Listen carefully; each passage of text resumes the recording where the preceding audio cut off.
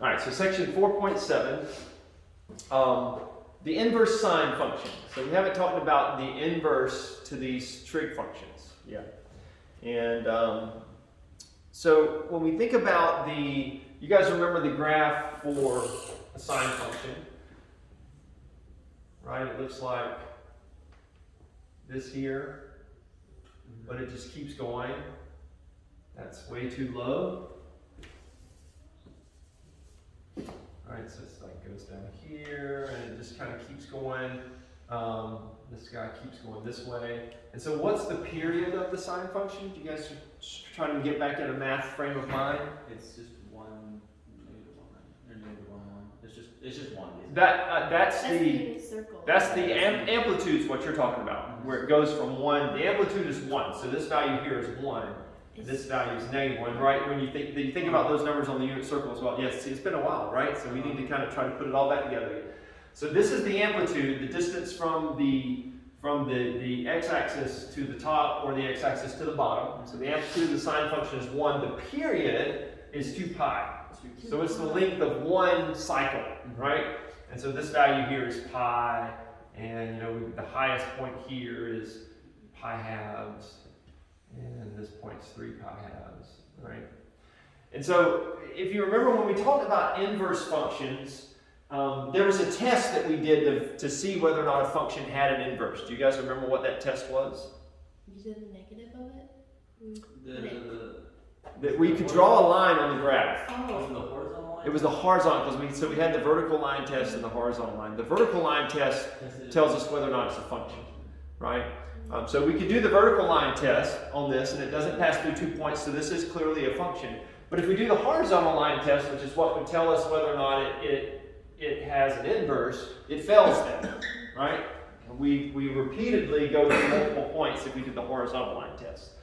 So technically, the sine function as a whole would not have an inverse based on that rule. But if we were to take the sine function and restrict it to the domain, we just use the domain of negative pi halves to pi halves, right? So in other words, this is negative pi halves here. So we're looking at the portion of the graph that runs from here to here, right? Just inside this region here. If we restricted it to that, 1, -1, this is pi, negative pi halves, and this is positive pi halves. So if we restricted it just to this region, we have a graph that looks like this, right?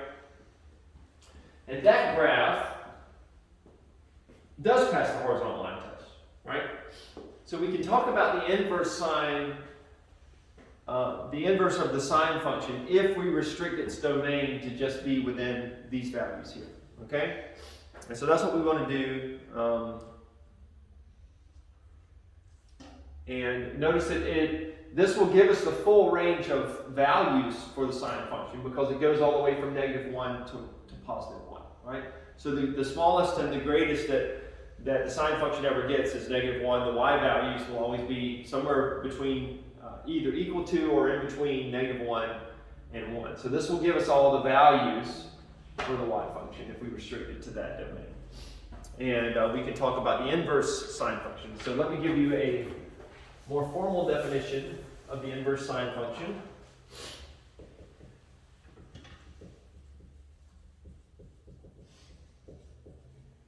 The inverse sine function is, and there's a couple of ways that we write that. You can write the inverse sine function as y equals arc sine x, or the more familiar notation, y equals sine -1 of x.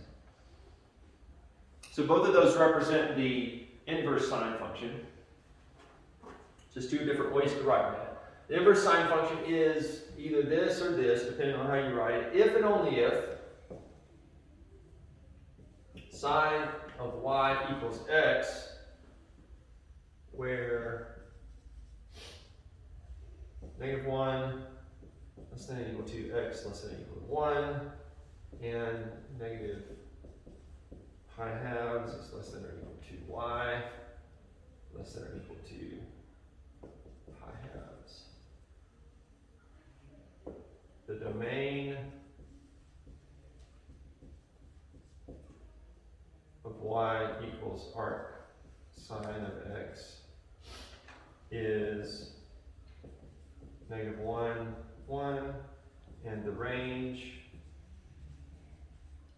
is negative pi halves to pi halves. So I'll let you write that down and then we'll talk about that. Make sure that we understand all of that.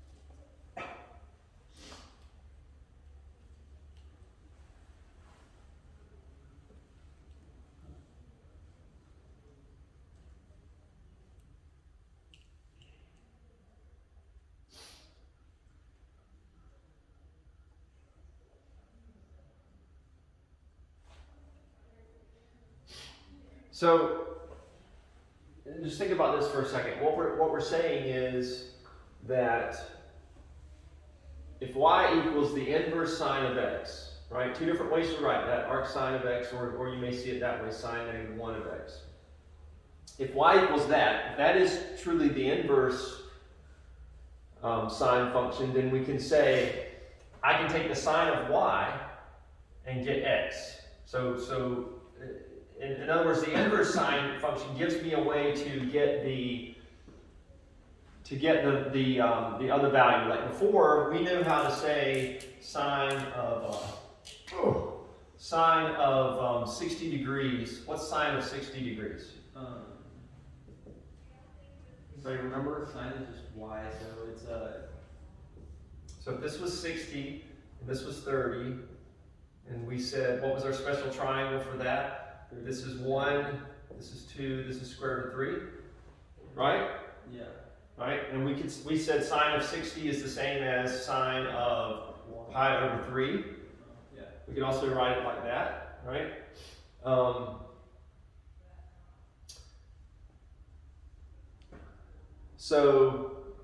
What is sine of 60 or sine of pi over 3 equal to?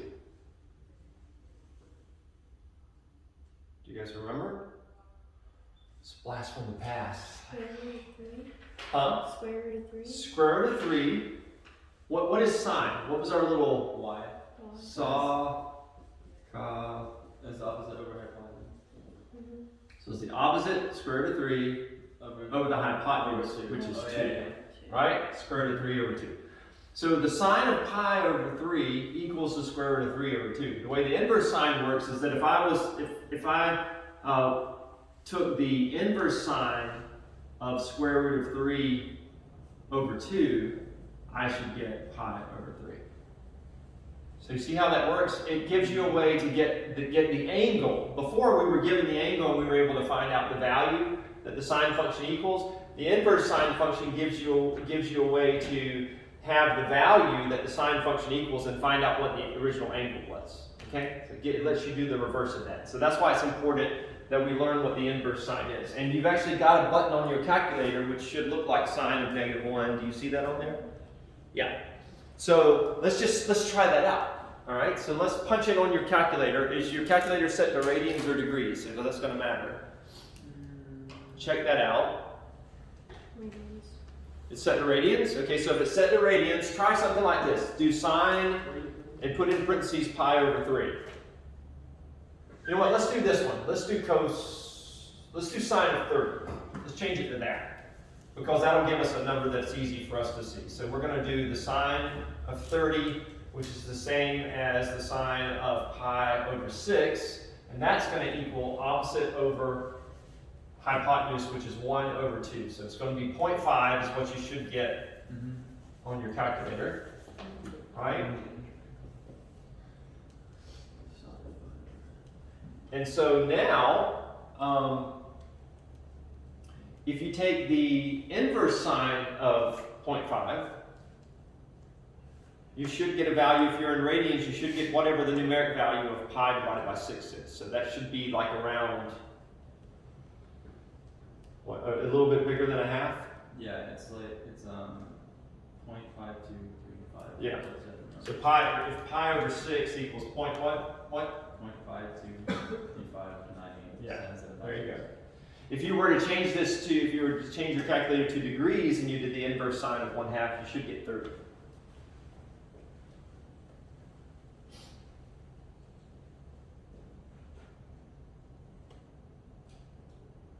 You do get 30. If you just change it to. You get 30? Okay.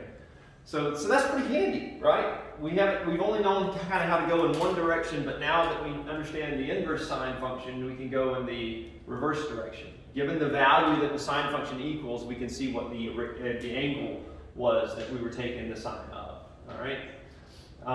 Graphically, if you kind of think about this, remember, whenever we had the inverse of a function, whatever the domain and the range were of the original function, when we took the inverse, the range of the original function became the domain of the inverse function, and the domain of the original function became the range of the inverse of the function. So that's why we have a domain and range listed here, because the domain of the sine function is what?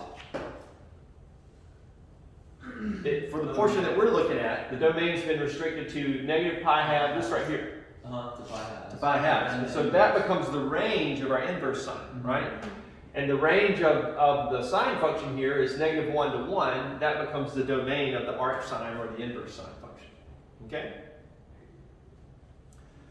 All right, so we can actually do this for your calculator. Not only has the inverse sine, but it also has inverse cosine and inverse tangent. So we can do that for all of those as well. Let's see, I have a note in here to do example 1. So let's look at that real quick. Example 1 says find the arc sine, find the exact value if possible. So before we move on to the inverse cosine and inverse tangent, let's look at this. Find the arc sine of negative 1/2. All right? So when we're looking at sine, let's think about this for a minute. If I'm taking, what is it that I can take the sine of and get 1/2 when I look at my special triangle here? 30 degrees. The sine of 30, right? We just did that. The sine of 30 degrees equals 1/2. Or, rewriting this in radians, this is pi over 6 and this is pi over 3. All right, the sine of pi over 6 equals 1/2. Well, the example said, tell me what the arc sine was of negative 1/2. So if I do the arc sine of negative 1/2, I'm going to be, I'm looking at the sine when it's somewhere in this region, right? Because this is the sine function. And sine has a value I'm sorry, I should have done it in this region. The sine has a value of negative 1/2 down here. Right? So we're kind of looking at a point that's going to be like here on our number line.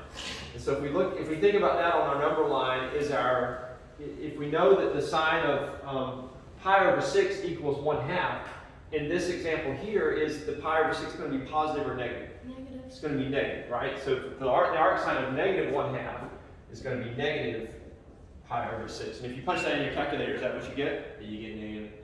If you have it in radians, it's just the negative value of pi. Negative 0.5, whatever, right? So you can check that with your calculator, right, and make sure that you got the correct sign there. What about sine inverse sine of square root of 3 over 2? What is the sine of square root of, what angle will give you the sine of square root of 3 over 2? 60 will, or pi over 3. So that one's going to be pi over 3. Here, because the square root of 3 over 2 is positive, we know we're going to be, somewhere out here. And so then our angle is also going to be positive down here. Again, though, you could just punch that in your calculator and see that you got a positive value, so that would help you know how to get the correct sign there. What about the sine, the inverse sine of 2?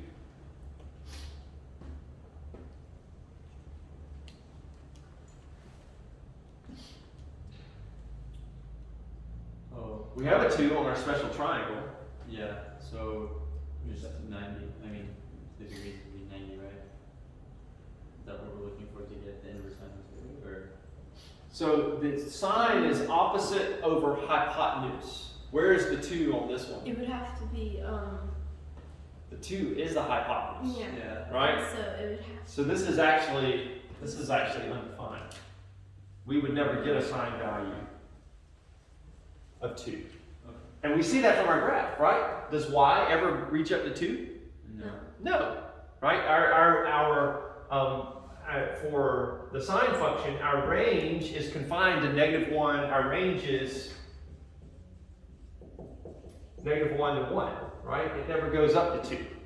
So this is undefined. There's no, if you punch that in your calculator, you should get an error, do you? Mhm. Yeah. Any questions about that? Why it works that way? Now just to think about the inverse, remember when you have the inverse, if we had a function where, we had points like 1, 2, and -2, 3, when we took the inverse of that function, all of the points reverse, right? So for the inverse of the function, we would have points 2, 1, and points 3, -2, right? And so we can think about that. If we think about the graph of the inverse function of sine, it's basically it's gonna look like this guy, but with down here, this goes from 1 to -1, and this goes from pi halves to pi halves, right? And so this whole thing is like, I don't know if you guys remember, but whenever you graphically thought about the inverse, it like flipped around that y equals x, right? So if you can sort of think of this doing this, and then flipping down this way, it kind of does like this number here. That's it rotated. Wait a minute, did I do that wrong? I did that wrong, didn't I? If it rotates around this, yeah, I did it wrong, sorry. Rotates around this, it has to look like this. Right? Negative pi halves. Did I do that right? No, I had it right the first time. Because I'm looking at the values, I'm like, no, the negative value should have a negative. So it flips around that. Oh, it flips around that, but it stays here. Yeah, because the negative pi halves is down here. So yeah, it does look like. I've kind of blown mine up so that it doesn't look, it's not quite drawn to scale. Because pi halves is smaller than 1, so really this should be like up here somewhere. But this will at least kind of give you an idea of what that graph looks like. For me, it's more helpful to remember what the sine graph looks like. So whenever I'm trying to figure out if a value is valid, I sort of think about the sine and go, will sine ever have a y value of 2? And if it won't, then I know that this guy's undefined here. Any questions about that? All right, let's talk about, let's just write on the board cosine and the inverse cosine and the inverse tangent, and just make sure that you guys know each of these. This is a great one to have on your index card. So if we include cosine and sine of this, we could write them all as y equals arc sine of x if and only if sine of y equals x. And so we have a domain of -1 to 1 and a range of negative pi halves to pi halves. So that's what arc sine or inverse sine looks like. If y equals the arc cosine of x, that will be true if and only if the cosine of y equals x. Same exact idea. And the domain for this guy, if you think about the graph of cosine, it also runs from -1 to 1, so the domain of the inverse cosine would also be -1 to 1. But remember when we looked at cosine, it doesn't start here like sine did when you're looking at one cycle of it. Cosine actually started up here.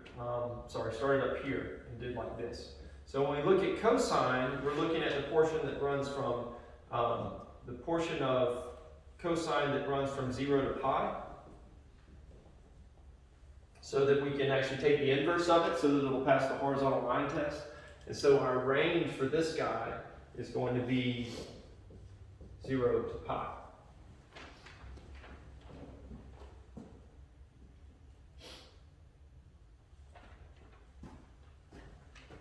And then finally the y arc tan of x is true if and only if the tangent of y equals x. And tangent, does anybody remember the graph of tangent, what it looked like? Just going on like this, right? It does like this number here, goes all the way to infinity, right? And then there were these asymptotes and it kind of kept repeating that over and over. Yeah. And so since the range of tangent is from -infinity to infinity, then the domain of the inverse tangent would be from -infinity to infinity. And then the range of that one would be, we're looking at just the values that run from -pi-halves to pi-halves. And the reason we have parentheses there is because of those asymptotes that are in the tangent function. It never actually it's -pi-half. For all of these graphs, the actual lines are the same, it's just the values that are changed, like the domains and the ranges on the graph that make the graph completely different, right? Yeah, because those values are reversed, Yeah. right? So every point that was on that graph before, you just reverse those. Yeah, but the line going through the graph is going to look pretty similar. Like the way these look similar Yeah, here? they look similar, but like the domain and the ranges are changed, that's all it is.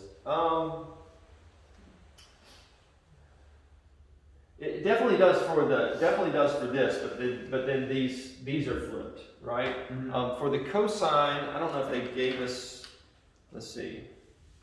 Yeah, so the arc cosine looks a little, because of the way it flips, look on page 319, and you can see what the arc cosine looks like.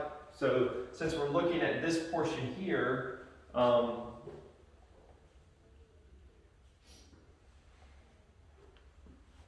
it looks a little wackier. The reason the sign looks the same is because the sign is already passing right through the origin. But since when you take the inverse of the function, you flip it around the origin, you see the cosine really does something kind of different. Because here's the cosine here, but now instead of it dipping below the x-axis, it's going to stay above the x-axis, and it's going to cross over the y-axis. So they're not going to look exactly the same. And they don't all kind of look the same the way the sign does. Yeah. Okay? Does that make sense? Yeah, got it. You see how with the tangent function, instead of asymptotes now that run vertically, you've got asymptotes that run horizontally when you flip that guy. But this is really, I'm not as concerned about you understanding the graphs as I am making sure that you understand this. Because the whole goal to learning about these inverse functions is so we can do what we did over here. Where you can find the angle given the value of what sine or cosine or tangent would have been. Okay? All right, so let's do another example 3, where we want to be able to find the exact values again.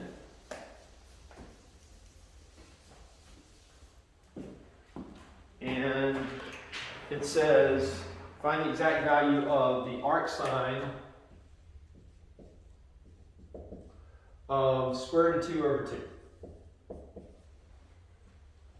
If we're finding exact values, you're going to have to use special triangle. So what special triangle is that? That's the 1 square root of 2, right? 1 square root of 2, right? So it's the 45, right? You start to say 45. 45 says this one's, since they're using radians for all these, I'm just going to go ahead and list this as pi over 2. It's the same as 45, right? Pi over 2 here. And so this is 1, and square root of 2, right? And so square root of 2 over 2 is a situation, that's not supposed to be sine, that's supposed to be arc cosine, right? Yeah. Square root of 2 is where you have, your value is actually 1 over square root of 2. But then in order to get rid of the radical on the bottom, we multiplied top and bottom by square root of 2 to give us square root of 2 over 2. So we're looking for where is cosine 1 over square root of 2 based on this special triangle. And that's the case, cosine is adjacent over hypotenuse. So that's the case when it's cosine of pi over 2, right? We could look at it from either angle there and see that that's the case. So we know that cosine pi over 2 equals square root of 2 over 2. So then that means that the arc cosine of square root of 2 has to equal pi over 2.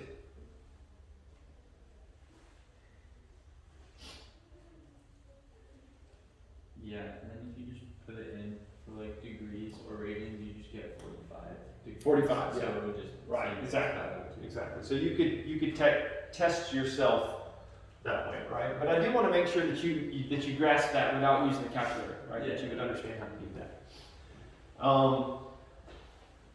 Inverse cosine. What about the inverse cosine of -1?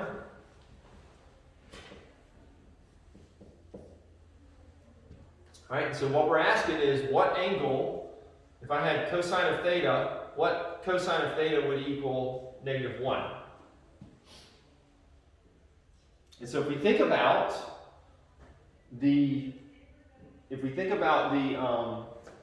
the original value of cosine, where this is 1 and this is -1 down here, what angle does the cosine, at what angle does the cosine equal 1? At pi, right? And we're all the way out here. So the answer for the cosine inverse of -1 would be pi. So here the special triangles didn't help us at all, right? We had to either think about the graph, or if you fancy the unit circle, you could have thought about the unit circle and where cosine was on the unit circle.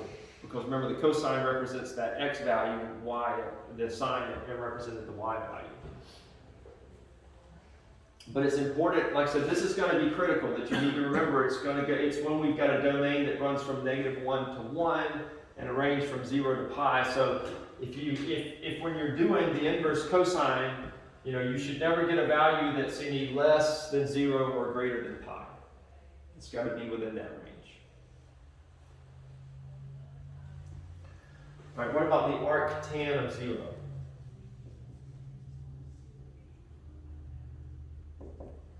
So we're asking at what angle does the tangent of theta equal 0?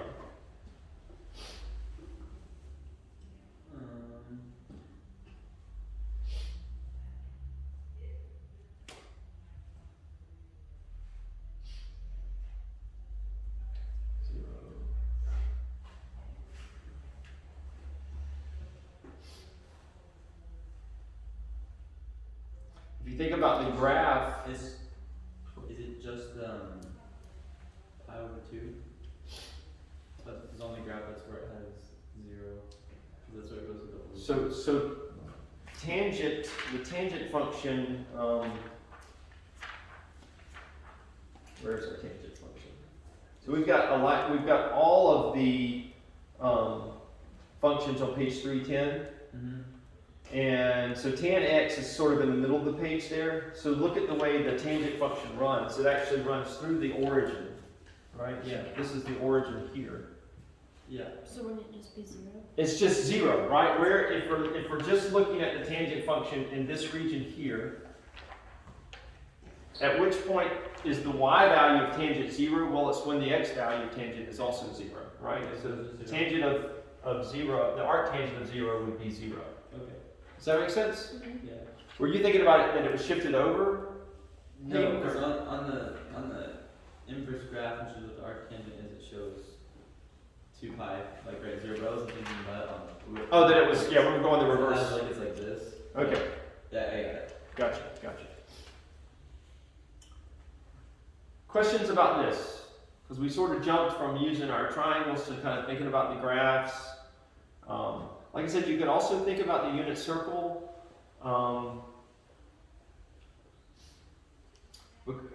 But with our unit circle, right, remember this point here is 1, 0, this point 0, 1. So if you think about tangent, where tangent is, here, this is the sine,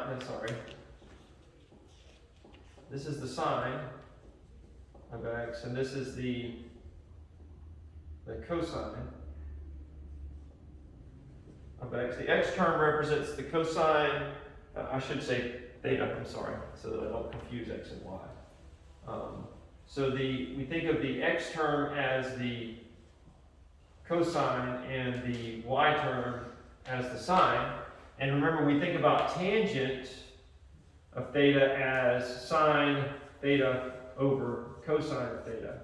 So if our unit circle, if this is 0, right, and this goes up to pi over 2, and this is pi, and this is 3 pi over 2, then we see that at 0, we've got the sine value, which is 0, over the cosine value, which is 1, so we get a value of 0 if we think about it like that as well. So you can think about the unit circle, or you can think about the graph of the tangent. It really doesn't matter. It's just whichever way it's easier for you in your mind to sort of think about what the tangent is doing there. But it is critical that we recognize we're limiting it to the domain and range values that are listed here. And so that'll help us make sure that we're putting the right sign on our angle when it's asking us what the inverse is. And so finally, let's look at tangent. The last one that it gave us is tangent, the inverse tan of -1. And so we're asking the question, at what angle does tangent equal 1?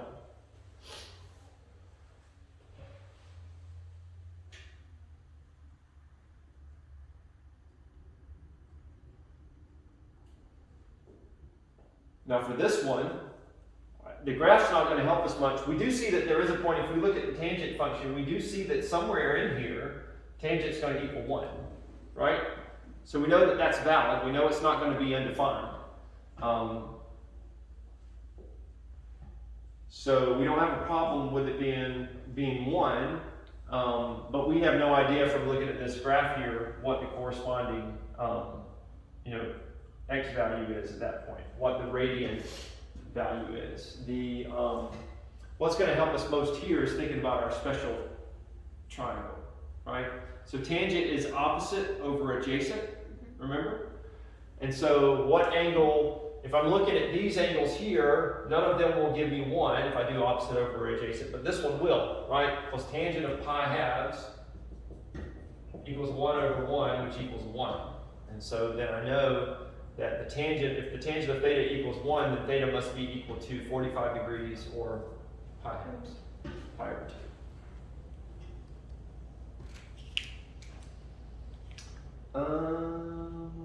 But they did -1, didn't they? Mm-hmm. So I asked for the wrong thing.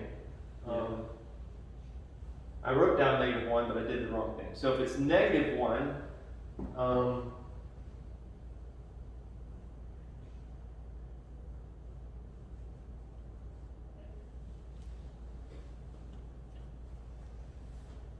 I'm sorry guys, this isn't supposed to be pi halves.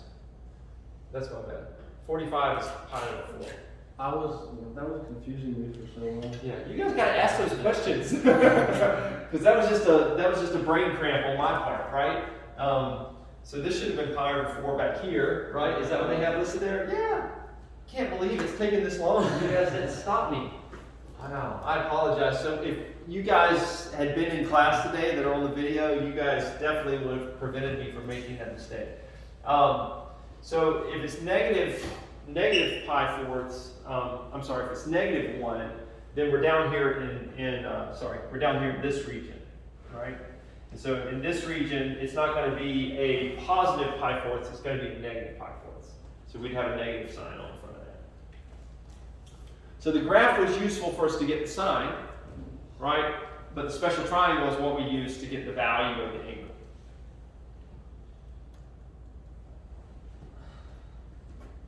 Sorry for the confusion. Some of you were like, I wasn't confused at all. It made perfect sense. I'm confused now. Now, does that make sense? You guys got it? All right. Sorry about that. All right. So,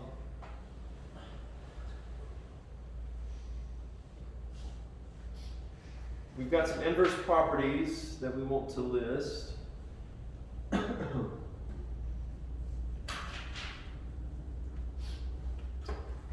Do that.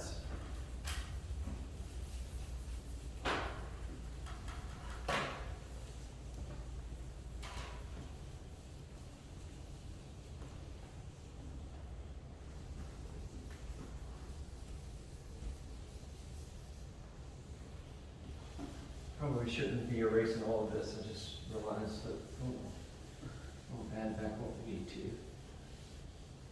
to. All right, so these properties are listed on page 320 and called the inverse properties. Before I write this down, I just want you to remember, whenever we talked about inverse functions, we said that for inverse functions, if we have a function f of x, right? And we have this corresponding inverse function, which we write as f negative 1 of x, right? If they're inverses of one another, then we can plug one in the other, and what value would we get? The other value. Huh? We The get other value, 1?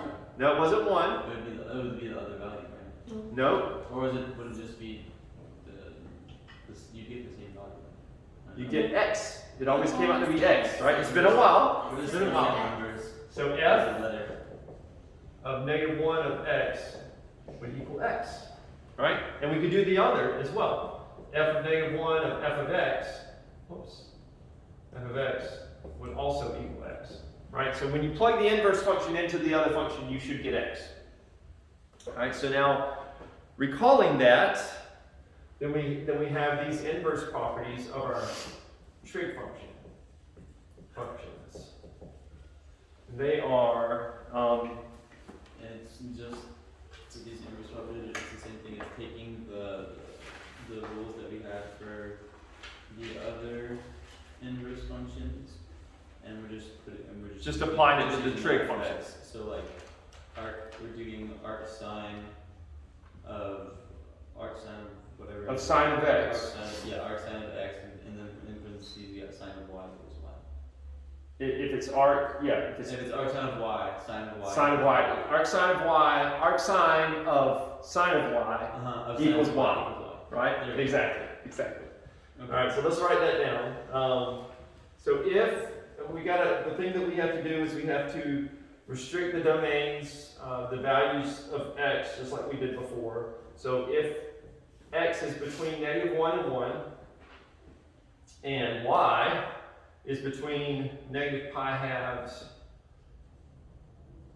and pi halves for sine, then we can say, then, I'm just going to write all this out here actually. Then the sine of the arc sine of x equals x. And the arc sine of the sine of y equals y. So when you take the one of the other, you get whatever the value was that you were, that's in this inner function here, right? Here we're taking the arc sine of x, and so when you take the sine of that, you get the x that was right here. Here we got the sine of y. When you take the arc sine of that, you get the y that was there in the sine function. All right, so let's write that down for each of these. Again, the conclusion we come to is going to be the same. The only thing that's going to sort of be different is that these appropriate values of x and y are going to vary because of the portion of the function that we were looking at when we defined the inverse sine, the inverse cosine, and the inverse tangent.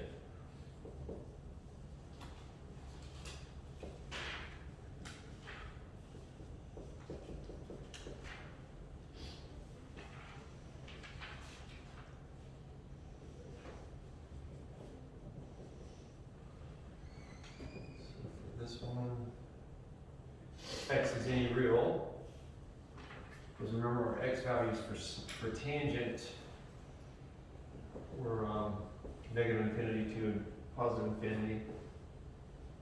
Our y values ranged went from negative pi halves to pi halves.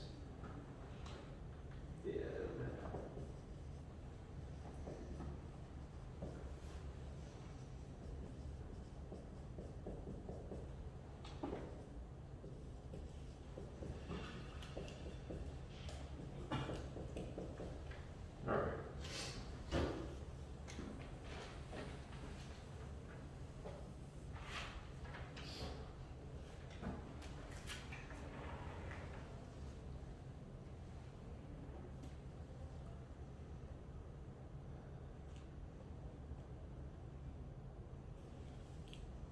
Man, I just panicked. That clock's wrong. I was like, what? It's almost 5 till 12? Still got 35 minutes. Oh, dang. All right, so let's do some examples here. If possible, find the exact value. So they say the tan, they use brackets there, of arctan of negative 5. Is equals negative 5. It just undoes the other, right? Yeah. So you're just left with 5. Negative 5. It's kind of like what we have with logs and exponential functions. One undoes the other. The only time you're going to have a problem is when it breaks these rules here, right? So there may be some scenarios where it's undefined. But when it's undefined, guess what your calculator is going to do? It's going to blow up, right? Arc sine of sine 5 pi over 3. That one over there. So this one here, the 5 pi over 3 is outside of our valid range, right? When you look at the sine function, our angle has to be between, our x value has to be between negative 1 and 1, right? So it's undefined. So this one is not undefined. What you do is we're able to, because of the way the sine function repeats, we can say that sine of 5 pi over 3 is equal to the sine of, again, thinking about the sine function, whenever we had the sine function, we only looked at this portion here, right? Yes. And so that went from negative pi halves to pi halves, and this went from 1 to negative 1, right? This is the sine. But it keeps going, right? It keeps going. And so because sine keeps going, sine of 5 pi over 3, because the period of sine is 2 pi, right? This is the same as if I were to take this guy and subtract 2 pi from it. Yeah. So 5 pi over 3 minus 2 pi is the same as 5 pi over 3 minus 6 pi over 3, which equals negative pi over 3. Okay? So if I do that, now I'm within my valid range for sine. You could also think about that in the unit circle too, right? Yeah. Just going around the unit circle. Right? Exactly. It's going around your unit circle until you ended up in the right region, right? So does that make sense? Yes. So we do that first, and now we're taking now our problem becomes the arc sine of the sine of negative pi over 3. And that value is going to be, now we can say one undoes the other, and we're left with a value of negative pi over 3. Okay? So you have to do the work to start with. You can't just immediately say it's undefined, because there could be cases where it was undefined. But the way some of these problems may be set up. But for this one here, we're able to say that these two are equivalent to one another. And so we can get it back in the correct range, and then we can take the arc sine of it.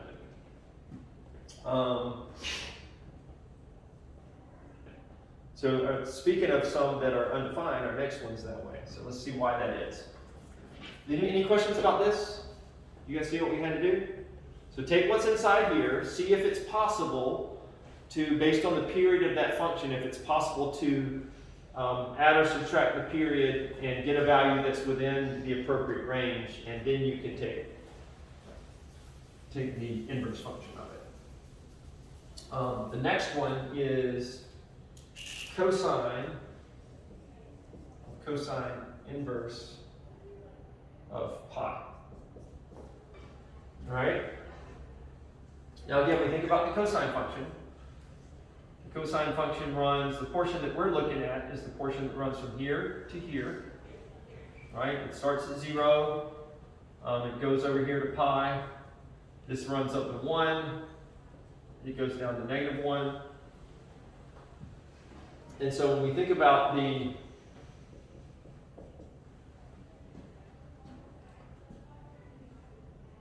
possible values for, it gives us inverse cosine, that's what's on the inside here. So the inverse cosine, that guy's flipped around. So whereas the cosine runs from 0 to pi for its domain, with a range of 1 to -1, for the inverse cosine, the domain goes from 1 to -1 with a range of 0 to pi, right?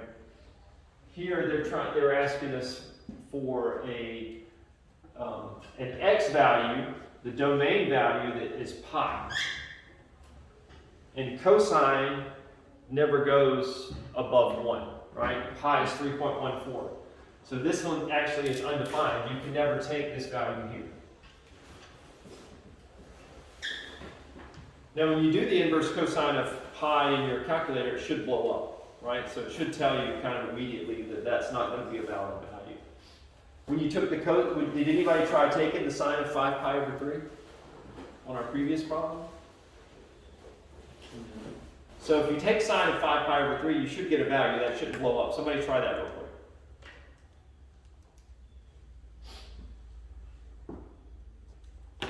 You get just sine of 5 pi over 3, right? No, I don't have to add anything else. Yeah, just sine of 5. I'm just doing what the previous problem was, right? Where we had sine of 5. Did you get a value? Yeah, you get. Yeah, so it doesn't blow up, but this does blow up, right? So you can punch that in your calculator also and see immediately that cosine inverse of pi is not going to give you a value, right? It's undefined. So your calculator is sort of your backup. I want you to understand why that's the case, right? But your calculator can kind of be your backup with making sure that that you understand why that you got the right answer. Sorry. All right, I think I'm going to move on to. I wanted to do example 7, but I want to make sure we don't run out of time. Because the next chapter is basically a way to take all of the knowledge that we have so far and put this stuff together in some real world examples. And I want to make sure that we are comfortable using these various techniques. The next chapter is primarily going to be, you're going to be using your calculator.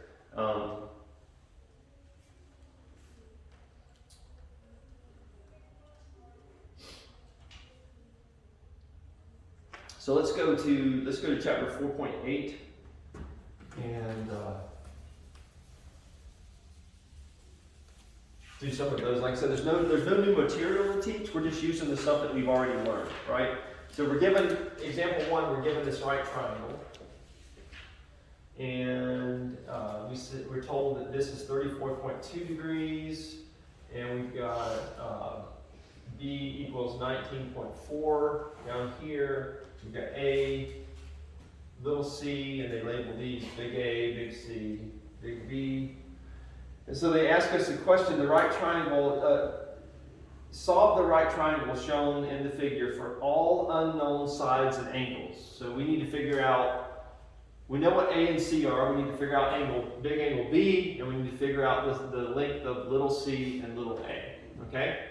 So what would be the appropriate way to tackle this problem now that you have all these mad skills with using inverse functions and regular trig functions? What would be a good way to approach this problem? Find what B is. Find what? Find What angle B B. is, the angle B. Angle B. Find Angle B? Yeah. Okay.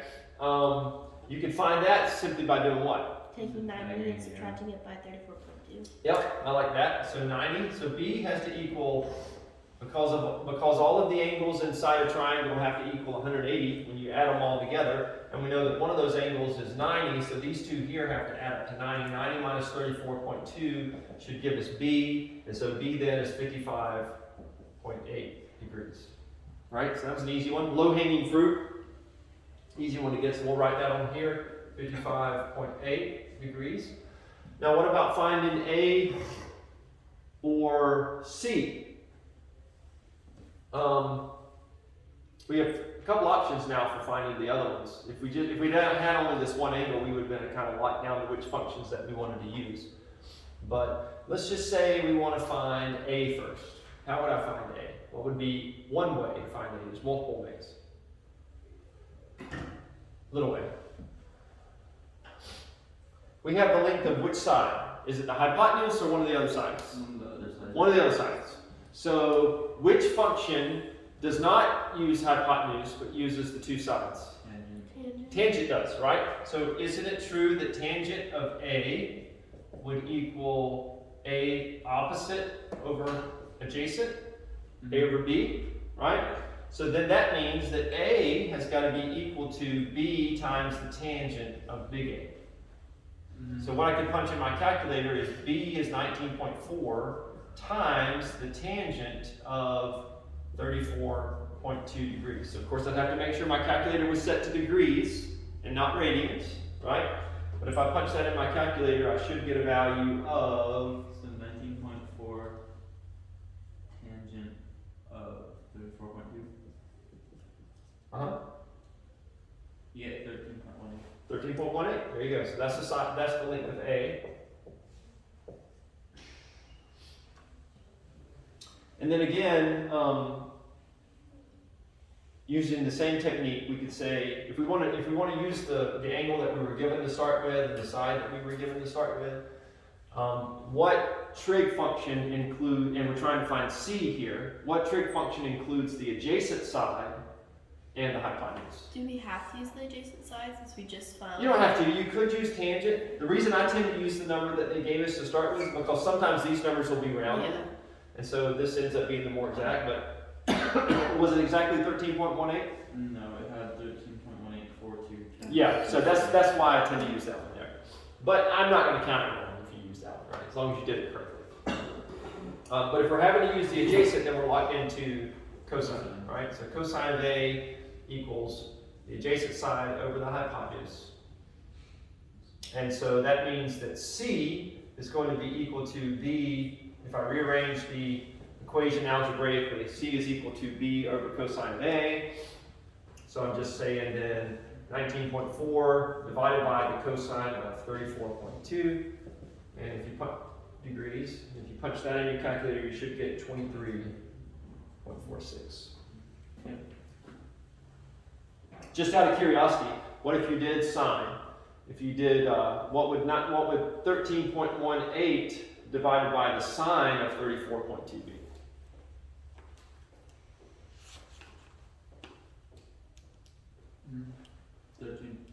13.18 divided by the sine of 34.2. It should be 19.4, right? It should be something close to 23.46. Oh, you said that. What'd you get? Oh, I don't know.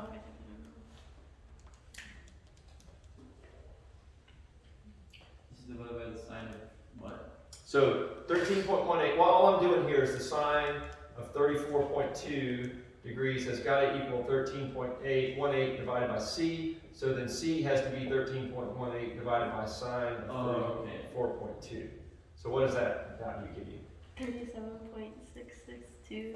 37? Oh, right. So that's quite a bit different, right? 37.67.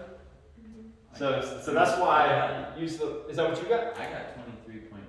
Really? Somebody did something wrong. This is close. Oh wait a minute. I'm This is sorry. closer.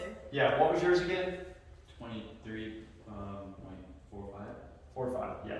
Yeah. That I think you did. Is yours still in radians maybe? It might. Yeah, it is. Okay, that's the fine. problem. That's fine. Yeah. All right, so yeah, slightly different, right? You'll get slightly different answers. So that's why I tend to use the value they gave us to start with, but not a big deal if you're more comfortable using certain trig functions than others. Did everybody follow this example? How we did that? Make sense? All right, let's try the second example where they give us a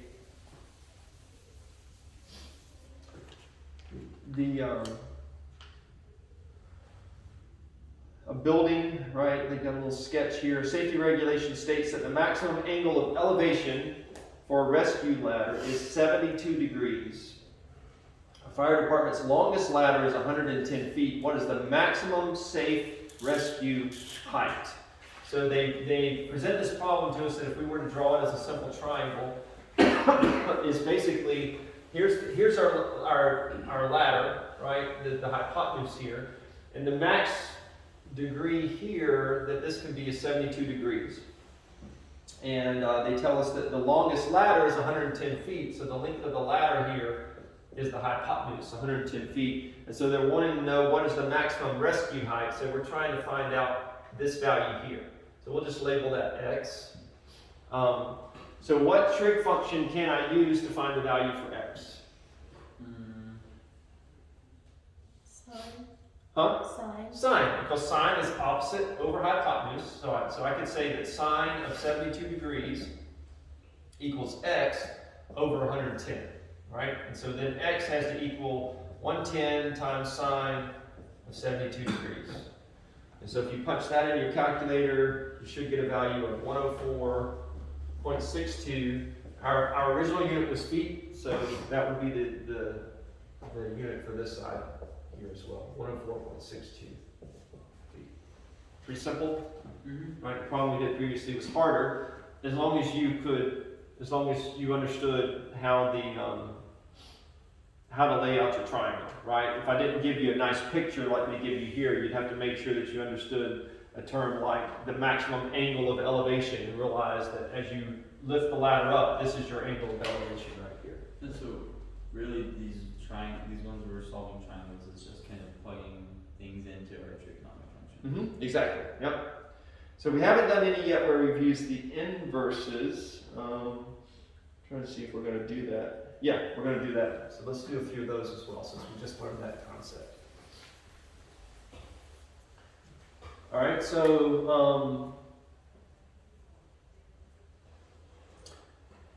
this is example 3. At a point 200 feet from the base of a building, the angle of elevation to the bottom of a smokestack is 35 degrees.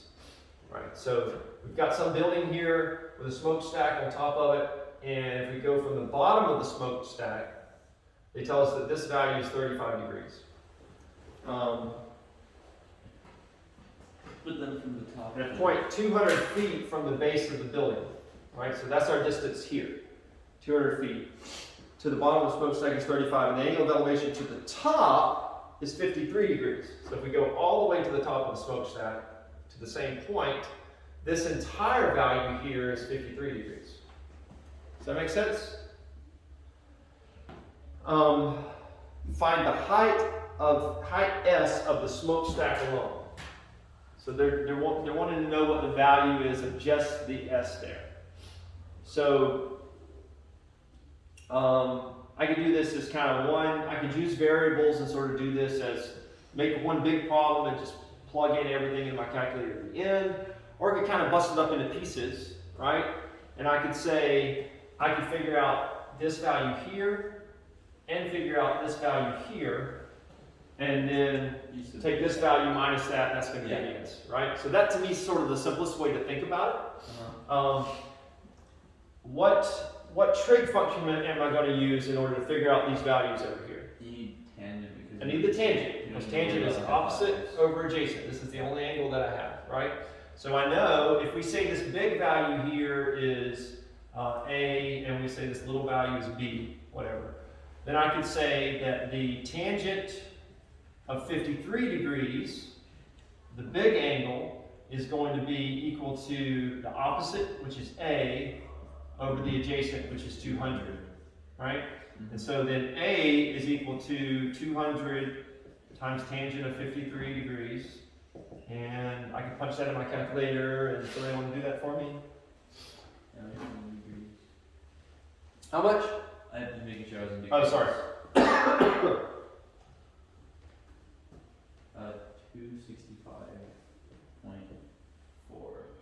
265.4 feet. All right. So this value here is 265.4 feet. And then now we do the same thing except the Same exact thing. 5, right? Tangent of 35 degrees equals b And over then- 200. Then 140.04. 140.04 feet. So b is 140.04 feet. So if we take those and subtract those, right, s is going to be equal to a minus b. So what is 265.4 minus 140.04? 125.36. 125.36 feet. Now they did it as like one big problem Yeah. where they punched everything in the calculator at the same time. They got 125.37 feet. We were off by 1/100th of a foot, right? So that's close enough. As they say, that's close enough for government work. Any questions about that? Pretty simple, right? You guys see how we're putting all this together? And I mean, the nice thing about problems like this is it shows you that there is a practical use to this stuff, right? People really do use this in the real world. The objections that you always have when you're teaching, especially younger kids, math, it's like, when am I ever going to use this? Well, some people actually do, right? There are real world applications. I've actually used some of these things with projects that I've just done around the house, right? All right, so here's one where we're going to get to use the inverse function. So a swimming pool is 20 meters long and 12 meters wide. The bottom of the pool is slanted such that the water depth is 1.3 meters at the shallow end and 4 meters at the deep end, as shown in the figure below. Find the angle of depression of the bottom of the pool. Right, so the nice thing about this one is they do give us a drawing, and we're trying to find the angle of depression. Right, the angle of elevation is as it goes up, the angle of depression is as it goes down from this horizontal line. And so this is the angle that we're trying to figure out, this angle right here. And in order to find that angle, we just need to know the length of two of the sides. Right? Well, we know that this is 20 meters. That's the full length of the pool. And because they told us that the pool was 1.3 meters at the shallow end and 4 meters at the deep end, then we know that this length here is 4 minus 1.3. And also shows that in the image. Equals 2.7 meters, right? And they just labeled that for you. Yeah, So so then you just use tangent to figure it out, and you get 2.7 Exactly. over 20. So we know the tangent of theta equals opposite 2.7 over adjacent 20.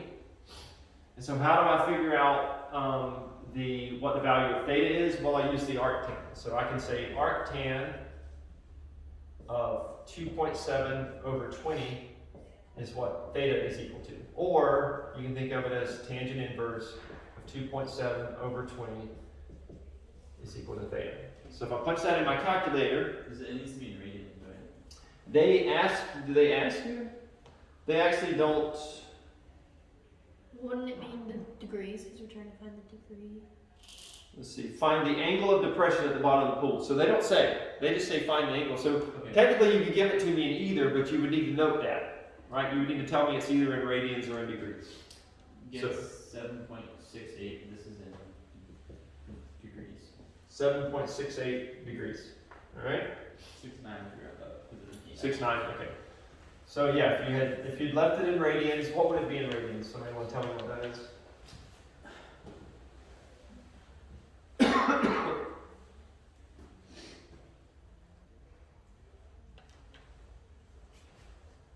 Oh, it says right here. Yeah. 0.1342. So that would be totally fine as long as you said that it was rad at the end of it, right? This measurement's rad. So just identify your unit, and I would accept either of those. All right. So that's really all I wanted to cover today, but I'm trying to, there was one problem that I skipped, and it was example 7. And 4.8 or In 4.7, yeah, it was example in 4.7 because I was afraid we were going to run out of time. I think these are pretty straightforward, that you guys will do fine on the 4.8 stuff. I do want to back up just for a moment, and since we have about 10 more minutes, just go over example 7 to make sure we follow all of that.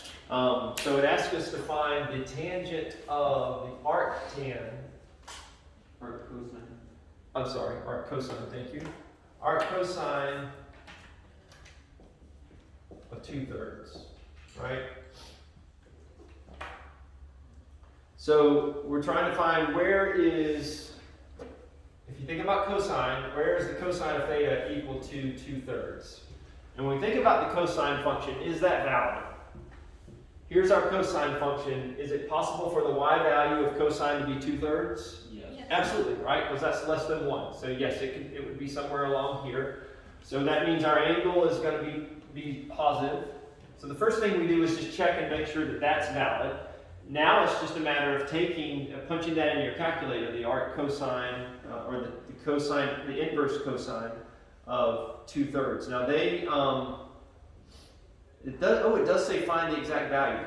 Sorry, so we need to know what the exact value is. All right, so let's think about that a second. So yeah, we can't just use our calculator for this. If this is theta, and we know the cosine of theta is 2/3, then the way that we're going to label our triangle here, cosine is what? What over what? Adjacent over hypotenuse. Adjacent over hypotenuse. So we're going to take the top number and make that the adjacent length, and we're going to take the bottom number and we're going to make that the hypotenuse. And so how would I figure out the length of this side? A squared plus B squared equals C squared. That's right. So whatever this is, if we label this a squared plus 2 squared equals 3 squared, right? So a squared has to equal 9 minus 4, so 5, so a equals the square root of 5, right? So a equals square root of 5. So then we know that the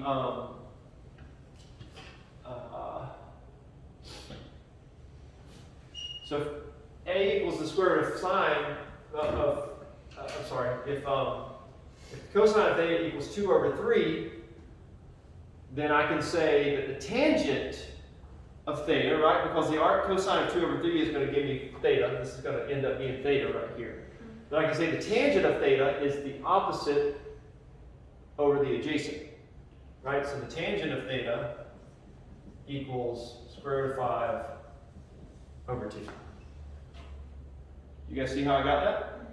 So that's how we would find out the exact value, right? Rather than a decimal value. So you have to know how to do it that way versus being able to just punch that into your calculator. So how would we write our answer? We would just write. So you you would just write divide this. it. It would be square root of 5/2. Yep. That would be your final answer.